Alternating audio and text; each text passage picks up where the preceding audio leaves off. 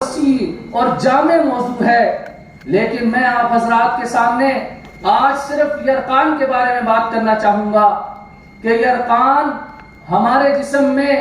اس کی 3 صورتیں ہو سکتی ہیں۔ ایک یرقان ابیض ہے جسے ہم سفید یرقان کہتے ہیں، اور یہ جگر میں تحلیل کی وجہ سے اور کمزوری کی وجہ سے ہوتا ہے۔ جب ہمارے جسم کے اندر اخلاق میں سے بلغم بڑھ جاتا ہے، رطوبات بڑھ جاتی ہیں، پانی بڑھ جاتا ہے، تو اس کی وجہ سے خون کے اندر زیادہ کثرت سے رطوبات کی وجہ سے جگر کمزور ہو جاتا ہے اور لٹک جاتا ہے، کمزور ہو جاتا ہے۔ اور اس کے اسباب و وجوہات میں اگر ہم نظر ڈالیں تو جب ہم زیادہ کثرت سے پانی والی چیزیں، ٹھنڈی چیزوں کا استعمال کریں گے، دودھ کا استعمال اور اس طرح کر کے جو ٹھنڈی اشیاء ہیں، چاول کا کثرت سے استعمال کرنا، جب یہ زیادہ استعمال ہوگا تو ہمارا جگر کمزور ہو جائے گا، لٹک جائے گا، تحلیل کی وجہ سے ضعف آ جائے گا۔ اور اس کا علاج کیا ہے؟ اس کا علاج یہ ہے کہ جسم کے اندر خشکی پیدا کی جائے، مریض کو آئرن والی چیزیں، پروٹین سے بھرپور چیزیں دی جائیں، اور جس کی وجہ سے جو بڑی ہوئی خلق بلغم کی کثرت جو متعفن ہو چکی ہے، خراب ہو چکی ہے، وہ بیلنس ہو جائے اور مریض صحت مند ہو جائے۔ اس کو ہم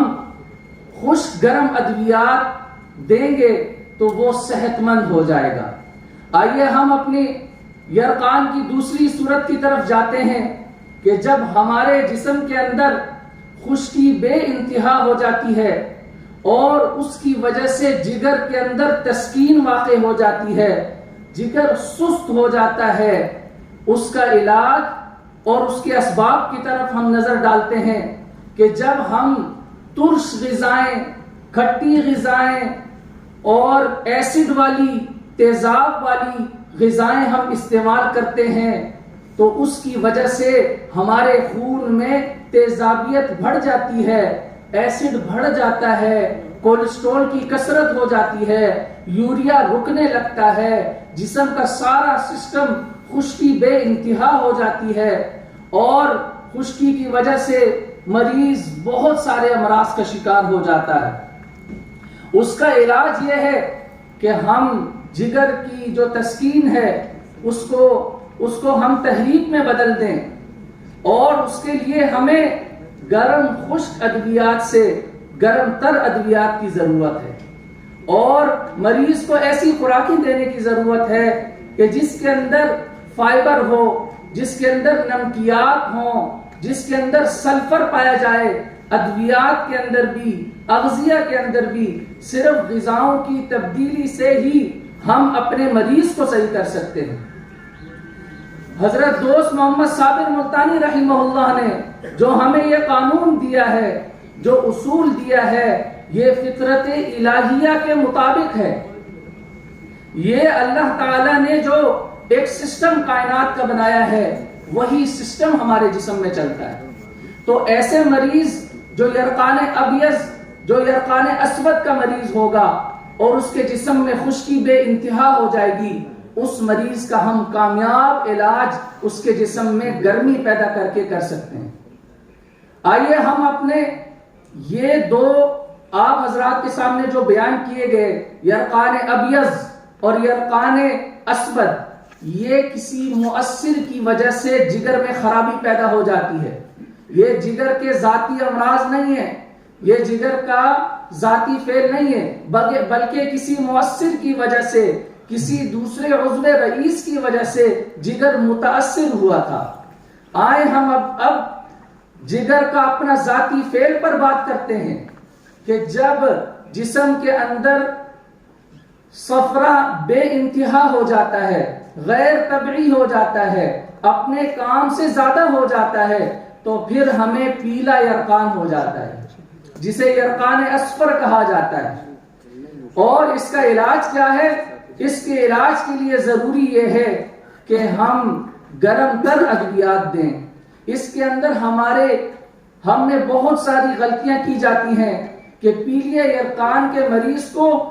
ڈائریکٹ اور شروع میں ہی اس کو ٹھنڈی دوائیاں دی جاتی ہیں، اور جس کی وجہ سے وہ متعفن صفرہ جس کو خارج کرنا تھا وہ رکنا شروع ہو جاتا ہے، اور پھر گلینڈز کے اندر وہ ورم، رسولیاں اور سسٹ اور مختلف قسم کی بیماریاں اس کے اندر پیدا ہونا شروع ہو جاتی ہیں۔ لہٰذا پیلیے والا جو مریض ہے اسے گرم خشک ادویات بند کر دینی چاہیے، جتنی بھی گرم اشیاء ہیں ساری اس کی اگر ہم بند کر دیں گے تو وہ مریض بالکل صحت مند ہو جائے گا، اور اس کے لیے لمبے چوڑے نسخوں کی ضرورت نہیں۔ حضرت دوست محمد صابر ملتانی رحمہ اللہ نے جو ہمیں اصول دیے ہیں، جو ہمیں قانون دیا ہے، جو ہمیں تشخیص سکھائی ہے، اگر ہم صحیح تشخیص کریں گے ہمیں کبھی بھی لمبے چوڑے نسخوں کی ضرورت نہیں پڑے گی۔ اور یہ یاد رکھیں کہ ہماری طب کی بنیاد نسخوں پر نہیں ہے۔ میرے بہت سارے دوست حکماء مجھ سے کہتے ہیں آپ ہمیں سکھاتے نہیں ہیں، میں ان سے کہتا ہوں مجھ سے علم سیکھیں، مجھے جو آتا ہے میں سکھاؤں گا، لیکن نسخے میرے پاس نہیں ہیں۔ اگر تشخیص مکمل ہوگی تو آپ سبزی والی دکان سے کوئی سبزی تجویز کر دیں گے۔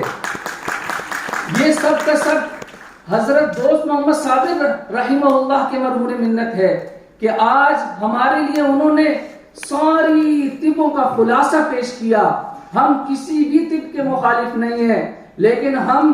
دعوت دیتے ہیں کہ آئیے دوست محمد صابر ملتانی رحمہ اللہ کو پڑھیے، ان کی تشخیص آسان ہے، ان کی تجویز بھی آسان ہے، اغذیہ کی تعین بھی آسان ہے، ادویات کے نسخے بھی آسان ہیں، انتہائی مختصر طب ہے جو دوست محمد صابر رحمہ اللہ نے ہمیں ہزاروں کتب کا نچوڑ ہمارے سامنے پیش کر دیا ہے۔ اتنی زیادہ نفسوں پر ہمیں مہارت نہیں ہو سکتی، اور کتنے حکماء ہوں گے مجھے یہ بتائیے کہ طب قدیم کی اور ابو علی سینا کی، ارسطو کی، ان حضرات کی کس کس نے کتابیں پڑھی ہوں؟ اتنی موٹی موٹی کتابیں کون پڑھے؟ صابر ملتانی رحمہ اللہ نے ہمارے لیے نچوڑ پیش کیا اور دریا کو کوزے میں بند کر کے ہماری جھولیوں میں رکھ دیا۔ اس لیے میری تمام دوستوں سے اپیل ہے، گزارش ہے کہ ہم کسی بھی طب کی مخالفت نہیں کرتے، ہم سب طبوں کو، یہ سب ہماری طبیں ہیں، یہ ہمارا مشترکہ فن ہے، اور ہمارا مقصد خدمت انسانیت ہے۔ ہم انسانوں کی خدمت کریں گے اور بغیر معاوضے کے کریں گے، صرف ان کی غذاؤں کو تبدیل کر کے